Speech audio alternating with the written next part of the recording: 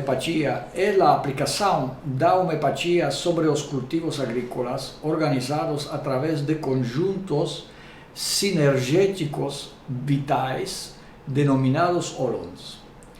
A principal diferença entre a agrohomeopatia e a holomeopatia consiste em que, enquanto a agrohomeopatia geralmente parte do princípio antropocêntrico, ou seja, aplica preparações homeopáticas previamente testadas em humanos e extrapola o conhecimento da homeopatia humana para as plantas. A holomeopatia aproveita os recursos existentes na própria terra do agricultor ou nas suas proximidades, organizando, dirigindo e maximizando as sinergias vitais na micro, meso e macrobiota no solo, sem uma referência mecânica ou transferência de remédios da homeopatia humana.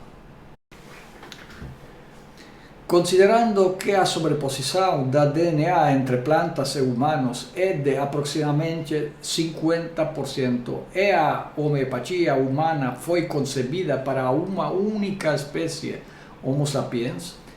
dificilmente poderá ter o mesmo efeito na agricultura, devido a que no campo interagem uma diversidade enorme de organismos. A aplicação da homeopatia às plantas através da seleção antropocêntrica dos remédios homeopáticos, terá a mesma chance de sucesso ou fracasso, ou seja, 50%,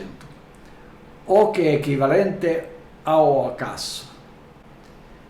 Se usamos os recursos naturais existentes no holon e selecionamos os remédios diretamente dos organismos vivos e os agrupamos conforme o critério de similaridade metabólica, ou seja, de acordo com a coincidência de um ou mais metabolitos entre os organismos participantes, garantimos uma maior precisão dos resultados. Esta abordagem de repertorização nos permite revitalizar o solo, melhorar o rendimento, o desenvolvimento das culturas, resolver ou prevenir pragas e doenças em plantas de interesse econômico de forma eficiente, a um custo muito baixo, em comparação com os métodos de produção baseados em insumos orgânicos ou inorgânicos. Os custos de material do método holomeopático são de 70% menores, garantindo uma produtividade igual ou melhor em comparação com outros métodos de cultivo. O método holomeopático permite não só resolver problemas agudos das plantas, como também pode corrigir condições crônicas nas culturas e pode até diminuir os efeitos de eventos climáticos potencialmente desastrosos para a agricultura convencional, como o efeito da geada, condições de calor extremo, secas, excesso de chuvas, presença de poluentes ou aumento de ozono no nível do solo. Isto é conseguido através do reconhecimento e não da predação ou tropismo, como a relação predominante na natureza. É importante aumentar a biodiversidade da vida do solo, mas, acima de tudo, devemos aumentar a conectividade dos participantes do biodiverso, para assim conseguir uma reação sistêmica do holon que provoca uma avalanche de colaborações benéficas para a agricultura. Na maioria dos solos perturbados, já seja pela ação de inversão de estratos, aplicação de insumos químicos ou mesmo por aplicações maciças de insumos orgânicos, os micro e macro-organismos benéficos que vivem no solo minimizam sua biodiversidade e se escondem em microhabitats com pouca conectividade. Uma distribuição uniforme dos insumos sobre o solo se concentra em partes desconectadas, causando, por um lado, toxicidade e, por outro lado, doses subletais que produzem resistência dos organismos que se destinavam a controlar. Em geral, pode-se dizer que os solos tratados como pacote de tecnologia convencional mostram menos biodiversidade e menos conectividade da biota do solo. Todos os organismos vivos no solo são organizados na base a uma complexa troca de sinais físicos, elétricos e bioquímicos. Por exemplo, bactérias e fungos emitem compostos voláteis microbianos, MVOCs, insetos e outros animais comunicam-se entre si por meio de semioquímicos e as plantas emitem metabólitos secundários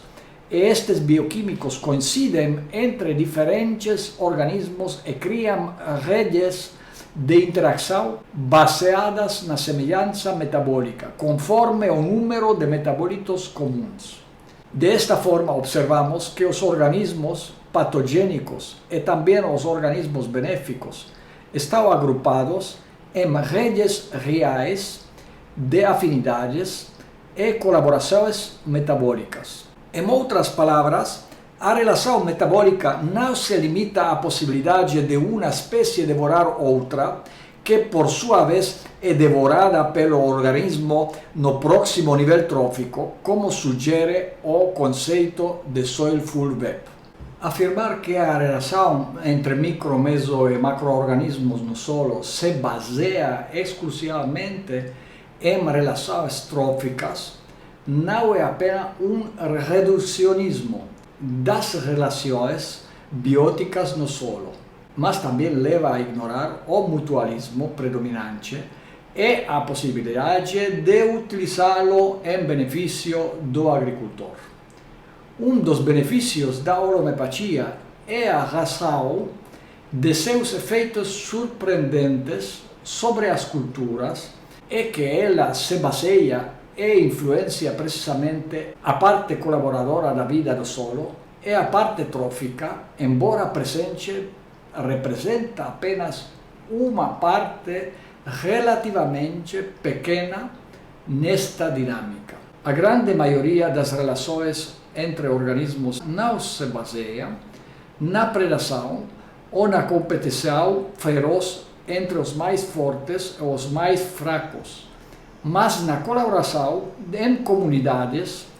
complexas de mutualismo e benefício compartilhado. Aqui reside a possibilidade de revolucionar as culturas holomepáticas, despertando uma reação sistêmica no holon e aumentando sua biodiversidade conectada em redes colaboradoras, sem a necessidade de acrescentar recursos ou insumos externos. Em vez de basear a ação da aplicação de insumos externos do holon, que se destinam a compensar as deficiências da cultura, ou organismos produzidos e inoculados fora do holon, a holomepatia influencia poderosamente os próprios processos de mutualismo do holon e reconecta as comunidades isoladas e fragmentadas pela intervenção humana. Como exemplo, podemos mencionar o efeito pernicioso da aplicação excessiva de insumos nitrogenados, orgânicos ou sintéticos, em solos com deficiência de nitrogênio. Estas aplicações parecem resolver temporariamente a nutrição vegetal, mas em vez de bactérias fixadoras de nitrogênio, que requerem uma certa deficiência de nitrogênio no solo para se estabelecerem, as bactérias nitrofílicas se multiplicam consumindo o nitrogênio deslocando as bactérias fixadoras de nitrogênio, que são antagônicas às bactérias nitrófilas. Desta forma, o desequilíbrio nutricional é rapidamente restabelecido, mas uma vez esgotado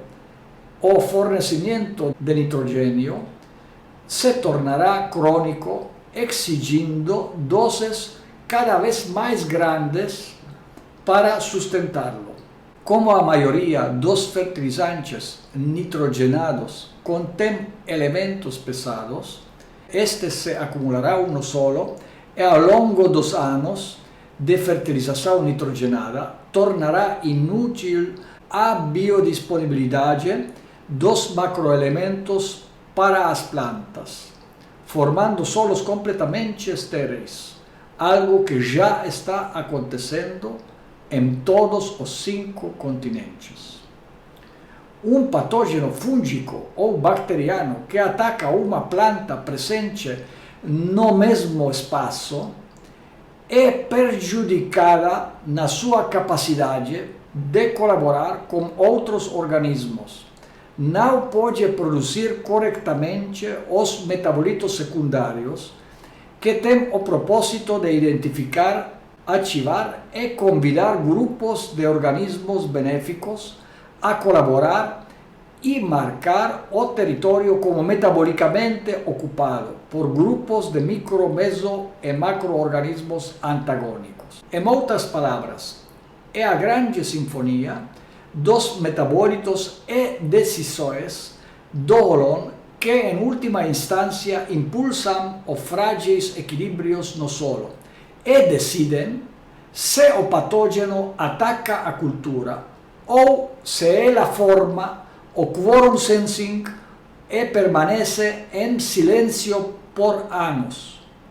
A holomepatia é um método que ensina como abordar os diferentes âmbitos de colaboração, como promovê-los e como convidá-los para uma reação sistêmica a favor do agricultor.